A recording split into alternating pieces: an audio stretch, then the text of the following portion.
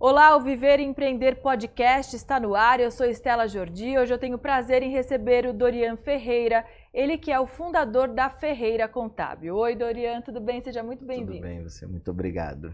Dorian, vamos começar falando sobre você. Quem é o Dorian, empreendedor, empresário? Bom, Dorian, um cara sonhador, que almejou tudo isso minha vida toda, né? Eu sempre acreditei que isso ia acontecer, né? Não foi fácil, né? Eu chorei bastante também, mas o Dorian foi um sonhador que acreditou muito, aproveitou as oportunidades, eu me preparei para as oportunidades e agora a gente está colhendo o fruto de tudo isso que foi plantado lá atrás. Mas não foi fácil, não. E de lá para cá, são quantos anos, Dorian? O escritório ele tem 5 anos, mas almejando esse sonho, uns 15 anos mais ou menos. Quem era o Dorian aos 18 anos? Eu era um mero sonhador. Vim de uma infância um pouco mais complexa, né? Família bem humilde. Cresci sem pai também. E eu acho que eu era um improvável, né? Eu sempre fui muito determinado, né? Sempre fui um cara muito caxias, né? Então eu sabia que para chegar aonde eu esperava, eu tinha que ter personalidade, tinha que ter opinião própria, precisava saber o que era certo, o que era errado. E com 18 anos eu sonhei, projetei algo na minha vida e fui em busca dele. O que você sonhava? O que você fazia nessa época, Dorian? Eu sonhava em ser alguém na vida, né? Era o meu sonho. Como eu cresci sem pai, né? Morava com os meus tios no litoral. Eu lembro que onde eu estudava tinha muitas pessoas melhores do que eu em condições financeiras, né? E aí eu lembro que com 16 anos eu parei em frente à praia, tinha tido uma discussão com os meus tios, algumas coisas, e aí eu prometi que eu seria alguém, que eu nunca mais ia ser humilhado e que nunca mais deixaria que isso acontecesse na minha vida.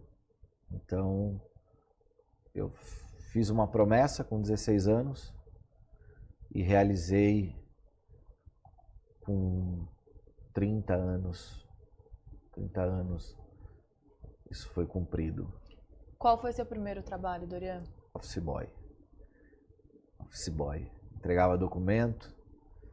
Eu lembro que eu tinha um sapato só para trabalhar os 30 dias. Ganhava pouco, comecei trabalhando 4 horas. Depois a minha carga horária aumentou. E é engraçado, né? Que eu estudava à noite, então eu trabalhava de roupa social e eu ia para a escola e a galera ficava tirando sarro, né? Trabalhava todo social, tudo. Mas isso não me incomodava, né? Então continuei perseverando e sabia o que estaria por vir. Mas office boy foi meu primeiro emprego oficial. E aí você tem uma história bem interessante com a Avenida Paulista. Eu gostaria que você contasse. Avenida Paulista, como eu venho de uma cidade pequena, São Vicente era pequeno, né? Quando eu comecei a trabalhar de office boy, que o escritório passou para a Avenida Paulista, aquilo era um encanto para mim, né? Só que é engraçado que a gente nunca olha, né, pro engraxate, a gente nunca olha pro office boy, né? Para os grandes executivos, a gente era só mais um, né? E eu projetei que o meu escritório ia ser ali, no mesmo lugar onde eu tomei chuva, no mesmo lugar onde eu entregava documento, onde eu tive o sapato furado, né? O mesmo lugar que eu corria atrás para pegar os ônibus para ir embora. Meu sonho era Paulista, era um objetivo de vida, não só pelas humilhações que nós passamos, por não ser enxergado como se deve, por não ter o mesmo valor que um executivo tem, mas eu sabia que eu ia conseguir. Então eu não liguei para a chuva, não liguei para as coisas que eu passei. Aí eu lembro, eu tenho um episódio que eu falo isso muito. Eu lembro que eu estava entregando um documento e perto do metrô Sumaré tinha um pacote de bolacha aberto e eu estava com muita fome. Na época eu ganhava muito pouco e eu estava com muita fome. E aí eu comi o pacote de bolacha e falei que aquilo ali ia servir para mim de lição, espelho e de motivação, né? Então, ao mesmo tempo que eu matava a minha fome, eu chorava e sabia que aquilo ia mudar. E mudou, né? E mudou. Mas aquilo ali marcou para mim porque foi um momento de fome mesmo. Eu não tinha dinheiro para comprar um pacote de bolacha. E eu tirei como uma escada, que aquilo ali me levaria a algum lugar. E quais ingredientes você acha que você tem na sua personalidade que te levaram a ter esse sucesso de hoje? Eu não deixo ninguém me dizer que eu não sou capaz. Eu não deixo ninguém dizer que eu não mereço. Eu nunca deixo de acreditar em nada. As pessoas vão dizer que você não é capaz. A vida, ela vai ter empecilhos que pode até te derrubar, mas quem vai escolher ficar caído ou se levantar é você, né? Quem pode mudar o resultado é só você, seja qual for a situação. Sempre mude o resultado, altere o resultado, né? Mesmo que seja desproporcional, mesmo que seja impossível, você só vai saber o que é impossível se você tentar. A culpa de pessoas que querem chegar a algum lugar é que elas desistem muito fácil. Elas deixam de acreditar quando a dificuldade ela é maior do que a probabilidade de dar certo. Você precisa fazer da tua probabilidade a tua maior escada, o teu maior propósito. As pessoas às vezes esquecem disso. O gigante tem um monte, Davi só teve um. Cabe você escolher ser o Davi e vencer o gigante, ou não ser ninguém, né? Eu decidi ser o Davi. Eu precisava derrubar todos os gigantes que a vida me preparou. E foram vários. E isso é o que me determina. Acho que a minha identidade é isso. Eu não desisto. Seja qual for a dificuldade. Eu tenho um cliente que ele liga pra gente. Ele fala, né? Dorian, é engraçado, né? Falar com você, porque tudo você fala que vai dar certo, né? Você nunca fala que vai dar errado. E eu falo pra ele, enquanto eu tiver 1% de chance de dar certo, eu vou fazer dar certo. Então é persistência, esperança, resiliência. Sem isso você não vai chegar a lugar nenhum. Nenhum. Ou você acredita no teu sonho e vai, ou você não acredita e aí você vai ser engolido. E Dorian, por que a contabilidade? Engraçado, né? Quando eu trabalhava nesse escritório, era uma história de advocacia. E eu percebi que a contabilidade não tinha lá. E o único lugar que eu poderia ingressar era lá. Eu tenho muita facilidade hoje com números, né? Eu sempre tive facilidade na faculdade com números. E eu entendi que muitas empresas, ela tem um departamento, né, a sua especialidade, mas precisava de uma parte gerencial estratégica, uma parte de finanças, né, aquela parte contábil mais clara, né? Então eu vi uma oportunidade, abracei, depois só estudei. E quais foram os principais desafios dentro da contabilidade que você enfrentou até hoje? Olha, a mudança na legislação é muito constante, né? Então isso foi uma dificuldade. Eu digo dificuldade porque você precisa entender o que cada cliente precisa. Então eu tenho um cliente de comércio, ele precisa de uma contabilidade específica. Eu tenho um cliente de prestação de serviço, é uma contabilidade específica. Eu tenho uma indústria, é uma contabilidade específica. Então, não basta só eu ser especialista numa área. Eu preciso te conhecer um pouco de cada uma para poder trazer a solução para esse cliente. Então, a maior dificuldade são as ramificações. Você precisa entender um pouquinho de cada coisa para poder trazer a solução. Por isso sua equipe é tão ampla. Por isso que eu entendi isso no meu escritório e eu ramifiquei todas as áreas. Então, para cada problema eu tenho uma solução e para cada solução eu tenho uma equipe. Dorian, qual é o principal marco até agora da Ferreira Contábil? Que momento foi o mais importante para você? a vinda para Paulista foi o que marcou. Porque, engraçado, eu não tinha clientes que me trouxesse a remuneração para poder pagar a estadia, né, para poder pagar a locação lá, mas eu acreditei. E aí, quando nós vimos a oportunidade, decidimos mudar. Passou uma semana, a gente fechou com 4 clientes com muito potencial, que me garantia a minha permanência dentro ali da Paulista. Então, para mim, foi um marco, né? Você sair do bairro. E aí eu lembro que quando fizemos todo o escritório, reformamos, quando eu cheguei na Paulista, que eu olhei, veio a memória, eu entregando o documento, eu correndo atrás de ônibus e tudo mais. E aí quem conhece a minha história, quem me conhece, falou, cara, olha que interessante. No mesmo lugar onde você entregava documento, hoje você controla a empresa e a vivência dessa empresa está na tua responsabilidade. Só contextualiza pra gente, você começou na sua casa há 5 anos, é isso? Isso, eu comecei a fazer a contabilidade em casa, trabalhava de manhã e conseguia um cliente, que é meu cliente até hoje, inclusive.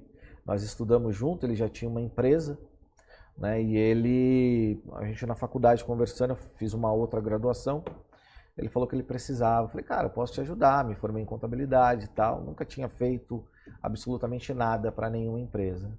Comecei a fazer essa contabilidade dessa empresa e aí foi fluindo, decidi abrir um espaço no bairro, montamos o espaço no bairro, ficamos... Isso na Zona Norte na Zona Norte de São Paulo. Ficamos 2 a 3 anos lá e aí foram vindo outros clientes, aí eu decidi que era a hora de arriscar. E é engraçado que quando eu fui para Paulista, eu tinha 2 funcionários só. Então nós fomos assim na E hoje? Hoje nós temos 13 funcionários dentro do escritório. Olha só. Então foi um passo importantíssimo. Importantíssimo, até pela questão de identidade, não é só um sonho. Eu precisava ir para um lugar onde me desse mais credibilidade. Você já não cabia ali no escritório de bairro? Não. Porque a estrutura que eu montei no bairro já não atendia eles lá. O meu serviço acabou ficando mais atrativo para uma empresa de alta performance do que para empresas menores. Aí o que nós fizemos? Eu trouxe as empresas menores comigo para a Avenida Paulista, porque para mim não importa se a empresa vai me pagar um valor baixo para a empresa que vai me pagar um valor super alto. Elas têm a mesma importância. Então, para uma empresa de bairro que tem a sua contabilidade na Avenida Paulista, para ele é muito gratificante. Para uma empresa de maior volume de faturamento, que tem a sua contabilidade na Paulista, talvez seja uma coisa normal até. Isso condiz com o tamanho. Mas para essas pequenas empresas de bairro que querem ser tratadas de uma maneira digna, com responsabilidade, para eles é incrível. E do mesmo jeito que eu atendo o alto executivo, eu atendo lá o dono da padaria, o dono da mercearia, tem a mesma importância, vai tomar o mesmo café, vai sentar na mesma poltrona, vai ser tratado dignamente como qualquer outro empresário do grande escalão. Sem dúvida, sem dúvida. Isso eu não abro mão. E o que te satisfaz como empresário? Qual o resultado que você espera da sua equipe? O que te deixa feliz quando você atende alguém? Quando eu pego uma empresa de pequeno porte e ela fica conosco meses e ela passa de pequeno a médio, grande, eu consigo acompanhar esse crescimento, consigo ajudar com os meus relatórios gerenciais, com a minha contabilidade assertiva, eu participo desse crescimento, porque quando você vende um produto, o seu carro-chefe é o produto.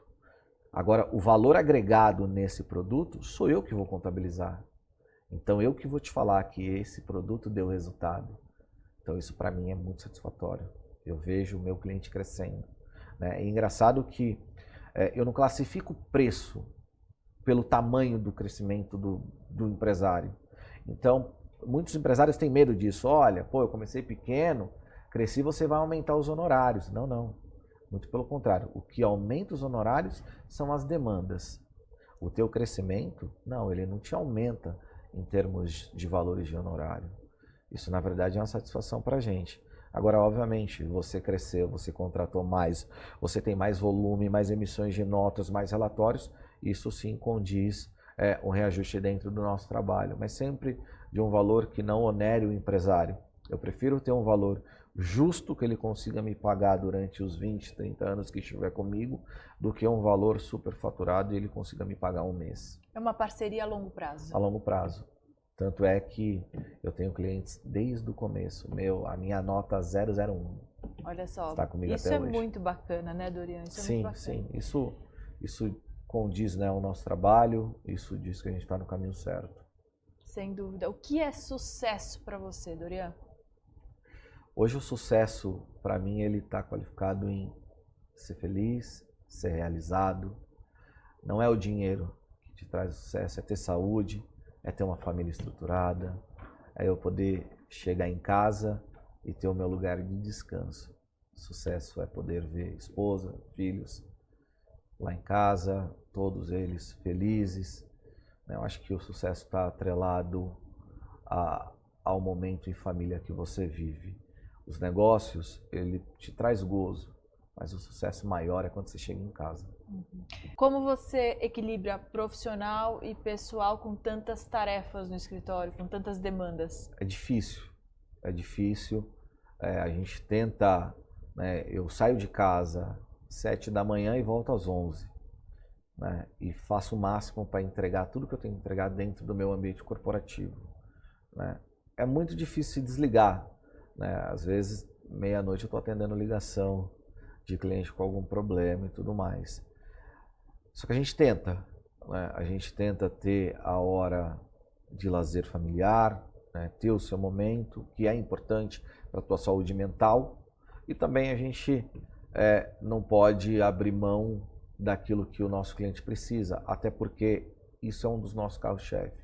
É o meu cliente poder falar comigo em qualquer momento que ele precisar. Acho que isso eu não negocio. Né? Eu quero atender o meu cliente, eu tenho que trazer a solução para o meu cliente. Você fala assim, qual que é o momento ápice seu? É quando eu consigo resolver o problema do meu cliente, profissionalmente. Esse é o meu melhor momento. E dividir isso é difícil, mas nós tentamos, né? E Dorian, quando você quer descansar, né? O que você gosta de fazer? Quais são os seus hobbies? Enfim, você gosta de cinema? O que você gosta de fazer? Sábado eu gosto de jogar bola, né? O corpo não condiz, né? Mas né, o churrasco após o futebol é sensacional. Gosto de cinema, gosto de ficar em casa deitado, né? Gosto de assistir uma boa série, um bom filme, sair para jantar. Eu acho que esse é os melhores hobbies que nós temos. O que você espera para os próximos anos? Como é que você se enxerga com 40, 50, 60? Olha, eu acredito que o ápice da minha carreira deve chegar nos 40 anos. Trabalho para isso. Eu acho que mais 4 anos o meu escritório vai estar na fase em que a gente acredita. Né? Eu acho que vai ser uma fase interessante. Então eu me vejo aí com 40 no escritório amplo, gerando bastante emprego, sustentando bastante famílias, que é o que a gente espera, que é a nossa responsabilidade, né? O empresário, o empreendedor, né? Aquele que tem um CNPJ ativo com funcionários, ele tem uma responsabilidade de colocar comida na mesa de outras famílias. Né? E eu quero ampliar isso, né? Usar a minha empresa para diminuir o nosso déficit que nós temos aí no país de desemprego. Qual é o seu plano de expansão daqui para frente?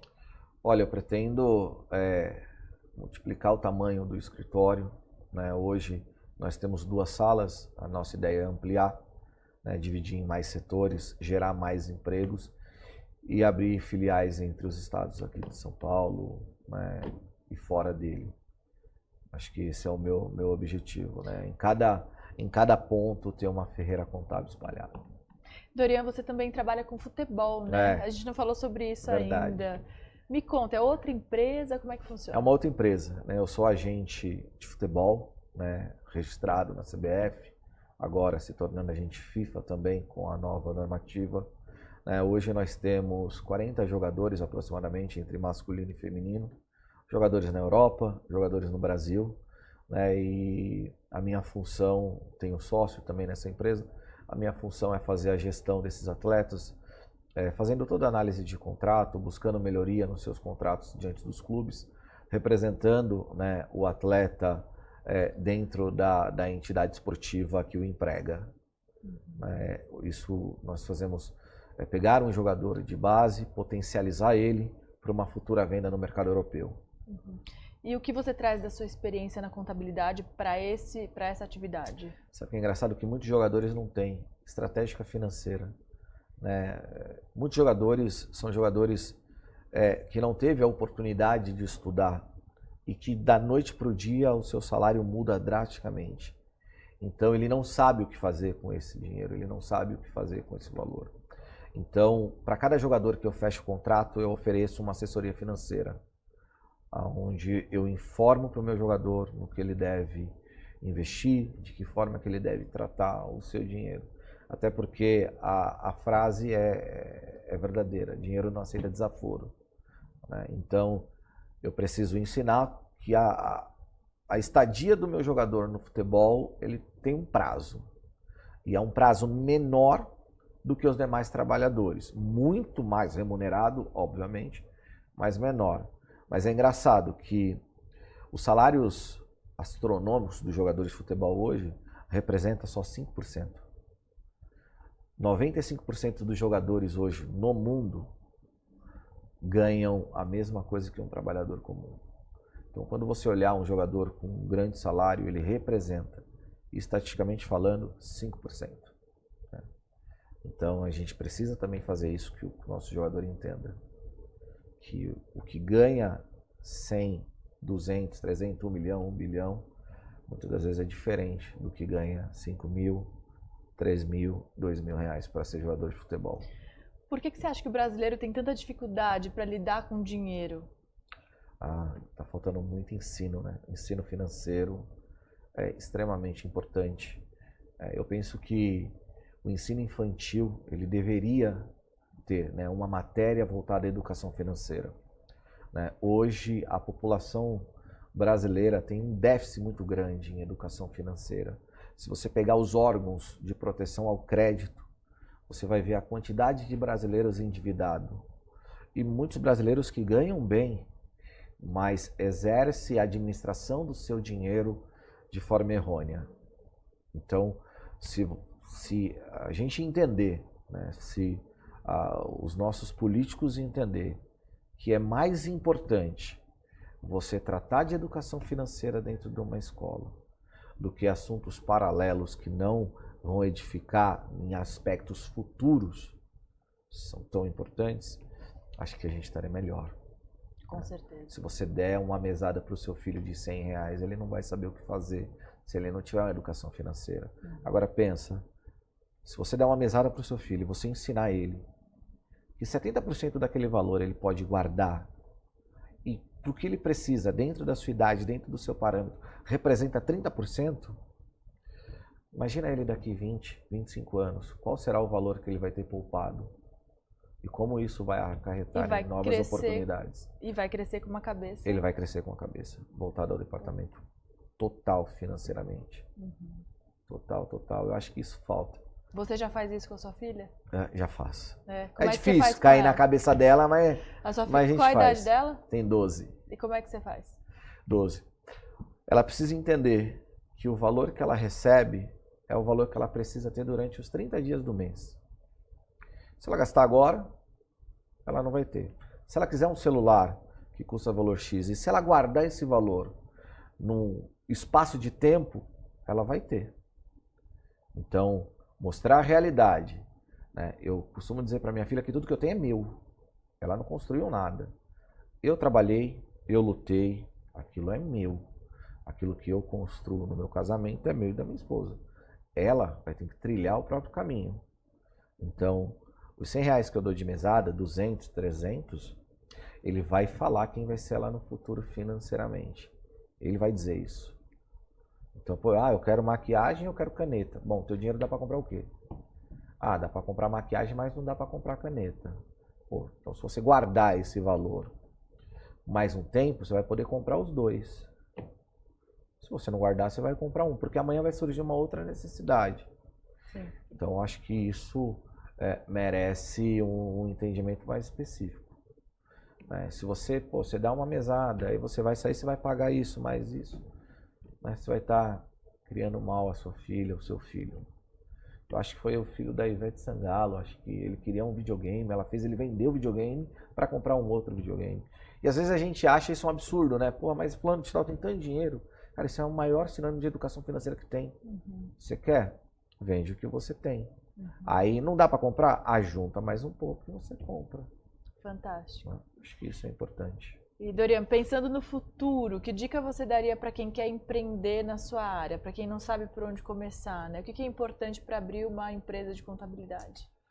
Acho que o primeiro ponto é saber se você tem um filho contábil. É saber se realmente você tem essa característica, se é isso que você quer. Decidir, eu quero ser um contador. Primeiro, amplie a sua rede de conhecimento.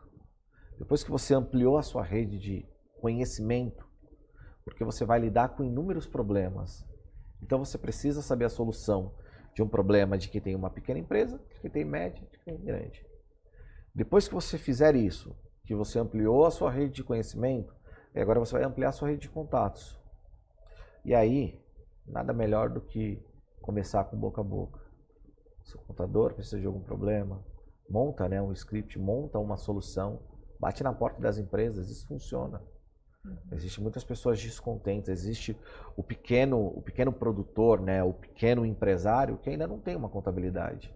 Inicia no pequeno, sente como é que é o pequeno, né, vive o crescimento desse pequeno. Depois, só criar coragem e captar os demais. Excelente. Está feliz na Ferreira Contábil? Eu estou feliz, estou realizado. Você unir equipes é complexo, porque cada um tem uma forma de ser, cada um tem um jeito específico. Né? Eu acho que quando você ganha a equipe, ela faz de tudo por você. Se você for um bom gestor, a sua equipe vai dar o sangue por você, a sua equipe não vai ter hora para ela. Ela vai trabalhar das 7 até a meia-noite, sorrindo por você. Como é a sua equipe? Como é a sua equipe, Dorian? Eu sou satisfeito com a minha equipe. São pessoas determinadas, que trabalham por mim, que acreditam no meu potencial, acreditam no plano de expansão. Elas falam muito isso, eles falam muito isso, que o escritório é um ambiente leve de se trabalhar. Porque eu acredito que quando você contrata um determinado funcionário, uma pessoa específica para um cargo, ela sabe o que ela vai fazer. Você está contratando ela para aquilo. Então, a cobrança do resultado, ela não precisa ser de forma incisiva. Ela foi contratada para aquilo. É a mesma coisa, você é repórter. Imagine se alguém estivesse do teu lado dizendo o tempo todo o que fazer. Não justifica, então, a sua contratação. Então, eu deixo os meus funcionários livres para criar e para trabalhar. E no final do dia, eu tenho um resultado satisfatório daquilo que ele estudou para fazer. Ele se preparou para aquilo. Então, se ele é um analista fiscal, ele sabe o que fazer. Então, cabe a mim, no final do dia, apenas olhar os relatórios, conferir os trabalhos e dar o ok para eles. Ele se sente mais à vontade. Se você não deixar o teu funcionário criar, exercer aquilo que ele tem de melhor, demonstrar a sua potencialidade, você vai ser uma empresa pequena e fechada só na sua visão. E você não consegue enxergar tudo. Você precisa deles. Eles fazem acontecer. É eles que são a engrenagem do meu escritório, são os funcionários que engrenam qualquer tipo de empresa, eles que fazem funcionar. Então eu preciso deles alegre, feliz, satisfeito com o que ganham e sabendo que pode contar com o gestor do escritório para qualquer situação. Então a gente toma a responsabilidade. Isso, para mim, acho que é o ponto principal. E aí essa cultura dentro da empresa acaba refletindo no externo, no atendimento. Reflete no atendimento, porque eu recebo inúmeros elogios dos meus clientes, dos meus funcionários. Eu fico feliz, né? Quando algum cliente não consegue falar com um funcionário porque ele adoeceu ou teve alguma dificuldade, Eles me ligam e falam, pô, Dorian, cadê aquela pessoa? Pô, tão legal, ele é tão prestativo, gosto muito dele. Isso pra gente, pô, a gente contratou certo. E aí eu vou tirar o feedback com o meu funcionário e ele é claro, fala, olha, isso é possível porque você me deixa trabalhar, você me deixa criar. Então, eu sou o dono do escritório, mas se um funcionário meu me trouxer uma ideia, me trouxer uma forma de captar, me trouxer algo novo, eu atendo e o crédito é dele. O crédito não é meu, o crédito é dele. Então, isso faz tudo ficar mais fácil. Isso é muito bom. Dorian, quais são as suas redes sociais? Deixa aí pro pessoal seguir você, seguir o escritório. Sigam o escritório. Para quem quer mandar currículo, porque pelo jeito é muito legal trabalhar prazer. lá. Eu estive lá e pude ver o sorriso no rosto das meninas, dos rapazes que trabalham lá. É gostoso, o ambiente é muito leve, gostoso, não é? Realmente, pessoal, olha, eu posso dizer, é um lugar muito gostoso, muito leve, muito bonito, né? Parabéns até pela sua dedicação. Obrigado. Sabe o que é Fiquei engraçado? bem impressionado. Eles falam que eles me conhecem, né? Então, às vezes nós temos algum problema a mais para resolver, o escritório fica mais tenso. Então, eles sabem que o escritório está mais tenso, então eles já são mais retraídos. Então, pô, se você está mais alegre, já são mais festivos. Então, eles passam a te conhecer, né? Eles passam a viver isso, eles vivem o seu dia a dia. Então, eles sabem que quanto mais sucesso o escritório fizer, mais sucesso eles terão. É isso mesmo. Então, quem quiser mandar currículo também está em aberto. Tá? O nosso Instagram é @ferreiracontábil. O nosso site é www.ferreiracontábil.com.br. Lá tem toda a nossa história, o nosso serviço, como que a gente chegou. Né? O site está muito bonito, o nosso Instagram também, sempre atualizado. A gente sempre coloca no nosso Instagram os assuntos, né, que estão em pauta hoje no mercado. Então, o meu empresário, né, o meu cliente, ele sabe quando houve uma alteração em qualquer lei, em qualquer demanda, seja na esfera trabalhista, seja na esfera tributária. Então, é um escritório altamente atualizado. Né? Excelente. E isso está lá nas nossas redes sociais. Muito bom. Dorian, agradeço mais uma vez sua participação aqui no Viver e Empreender, que você volte mais vezes. É sempre um prazer conversar com você. Obrigado, eu agradeço a oportunidade. Acho que o trabalho de vocês tem sido espetacular. Né? Para nós que somos empreendedores, é muito importante, né, nos conhecer, ver o nosso dia a dia. Agradeço a visita que você fez no escritório, agradeço a oportunidade a todos que fazem parte do Viver e Empreender. Muito bom, parabéns. Muito obrigada. Obrigado. Eu conversei com o Dorian Ferreira, ele que é fundador da Ferreira Contábil. O Viver e Empreender Podcast fica por aqui. Muito obrigada pela sua audiência e companhia e até mais. Tchau, tchau. Tchau, obrigado.